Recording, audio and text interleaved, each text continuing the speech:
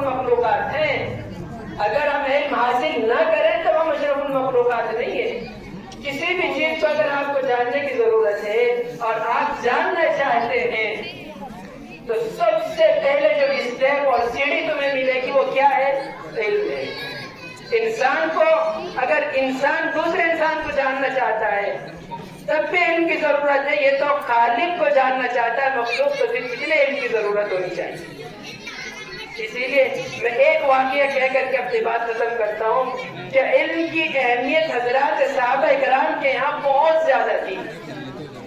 حضرت جابر بن عبداللہ رضی اللہ تعالیٰ عنہ جلیل القدر صحابی مدینہ منورہ میں تشریف رکھتے تھے. کسی نے کہہ دیا کہ ملک شام کے اندر فلا صحابی ہیں, ان کے پاس ایک حدیث موجود ہے اللہ کے نبی صلی اللہ علیہ وسلم. حضرت جابر بن عبداللہ رضی اللہ تعالیٰ بے چین ہو گئے. فوراً ایک اونٹنی کا انتظام کیا, خریدی, اور فرماتے ہیں کہ بھائی مدینے سے ملک شام پہنچے اور پورے 1 مہینے کی مسافت اختیار کی ہے. ملک شام پہنچ کر کے دستک دی تو ان صحابی نے دروازہ پوچھا کہ بھائی کون ہے؟ کہ جابر بن عبداللہ. ان کو یقین نہیں ہوا کہ اتنے جلیل القدر صحابی میری دہلیز پہ کیسے آ سکتے ہیں. تو فوراً اوپر چڑھے اور وہاں چڑھ کر کے دیکھا کہ بھائی واقعتاً کیا حضرت جابر بن عبداللہ رضی اللہ تعالیٰ عنہ ہے کہ نہیں ہے. تو جب دیکھا کہ بھائی حضرت جابر بن عبداللہ ہی ہے تو کہا کہ حضرت تشریف لے آؤ اندر. اور میں دروازہ کھولتا ہوں تو حضرت جابر بن عبداللہ رضی اللہ تعالیٰ عنہ نے فرمایا کہ قسم ہے اس ذات کی جس کے قبضے قدرت میں تیری اور میری جان ہے, نیچے نہ اتر جانا جب تک تم مجھے حدیث نہ سنا دو. ایسا نہ ہو کہ نیچے اترتے ہوئے یہ تمہاری جان چلی جائے یا میری جان چلی جائے اور میں حدیث سے محروم رہ جاؤں.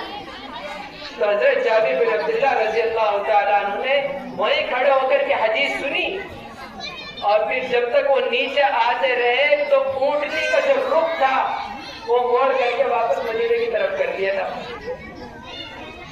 ان صحابی نے کہا کہ بھائی اتر جاؤ اور کچھ کھا پی کے جانا. تو حضرت جابر بن عبداللہ رضی اللہ تعالیٰ عنہ نے فرمایا کہ مجھے معلوم ہوا تھا کہ اللہ کے نبی صلی اللہ علیہ وسلم کی حدیث تمہارے پاس ہے, اس لیے میں بے چین ہو گیا تھا.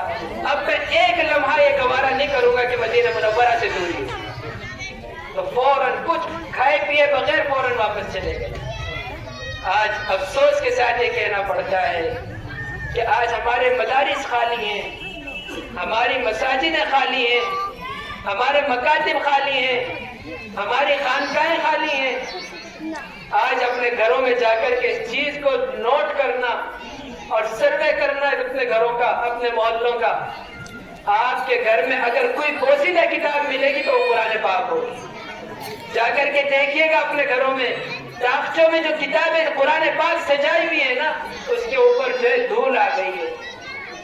24 گھنٹوں کی کتاب سمجھ لیا قرآن پاک کو, حالانکہ یہ تو اللہ تعالیٰ نے ہدایت کا راستہ بنا کر کے بھیجا تھا مسلمانوں کے لیے. اور مسلمان کو جب پیدا کیا تھا تو مسلمان کو کوئی ملازم بنا کے پیدا نہیں کیا تھا, اللہ تعالیٰ نے خلیفہ بنایا تھا, خلیفہ. یعنی اگر ہم اپنے الفاظوں میں کہیں تو اللہ تعالیٰ نے مسلمان کو پیدا کیا قائد اور رہنما بنا کر. افسوس سے کہنا پڑتا ہے کہ آج مسلمان فالوور ہو گیا ہے. اچھا, فالوور ہونے کی وجہ کیا رہی؟ کوئی اور مجرم نہیں ہے, کسی اور نے ظلم نہیں کیا ہم لوگوں کے اوپر, ہم لوگ اپنے اوپر ظلم کیے ہیں. ہم خود مجرم ہیں. ہم نے آقا انعامدار تاجدار مدینہ صلی اللہ علیہ وسلم کے راستے کو چھوڑا ہے. آج ایک نوجوان کو لو, ایک طرف ایک نوجوان کو کھڑا کرو اور دوسری طرف سنت رسول اللہ صلی اللہ علیہ وسلم کو کھڑا کرو. سر کے بالوں سے لے کر پیر کے ناخن تک اس نوجوان کو آپ دیکھو گے کہ سنت کے خلاف کا عمل کرتا ہوا ہوگا. کیا ہم مسلمان طائف کا وہ میدان بھول گئے؟ اللہ کے نبی صلی اللہ علیہ وسلم جب طائف کے میدان میں تبلیغ کے لیے تشریف لے جا رہے تھے تو ان کے اوپر پتھراؤ ہوا تھا, اور وہ پتھراؤ اتنا سخت تھا کہ اللہ کے نبی صلی اللہ علیہ وسلم کے خون سے جو ہے ان کے جوتے بھر گئے. پتھراؤ کس نے کیا تھا؟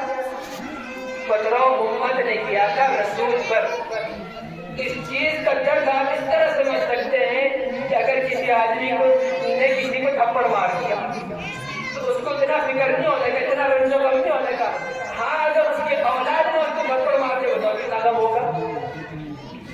اللہ کے نبی صلی اللہ علیہ وسلم کو اس چیز کا غم ستایا جا رہا تھا کہ امت نے میرے اوپر پتھراؤ کیا تھا۔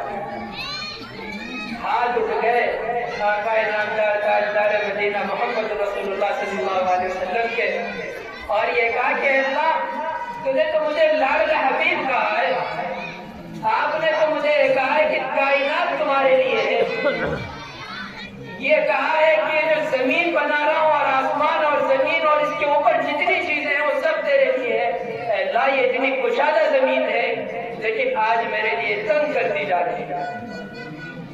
اللہ تعالیٰ جلال میں آ گئے اور فرشتوں سے کہا، حضرت جبرائیل علیہ السلام سے کہا کہ جو پہاڑوں والے فرشتے ہیں ان کو ساتھ لے کر کے جاؤ اور میرے لاڈلا حبیب صلی اللہ علیہ وسلم کی خدمت میں میرے سلام کا عرض کرنا اور یہ کہنا کہ اللہ تعالیٰ نے آپ کو صرف تبلیغ کے لیے بھیجا تھا، پتھر کھانے کے لیے نہیں بھیجا تھا، اور آپ اجازت دیں یہ پہاڑ ہے اور یہ پہاڑ اس کو اس طرح لا کر کے سب کو مسل ہوگا۔ لیکن اللہ کے نبی صلی اللہ علیہ وسلم نے اجازت نہیں دی تھی اور یہ کہا تھا کہ یہ نہیں ان کی اولاد ایمان میں داخل ہوں گی اور امتی کیسے چلے گئے۔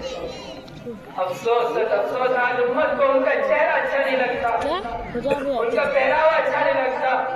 میرا عزیز میں آپ حضرات سے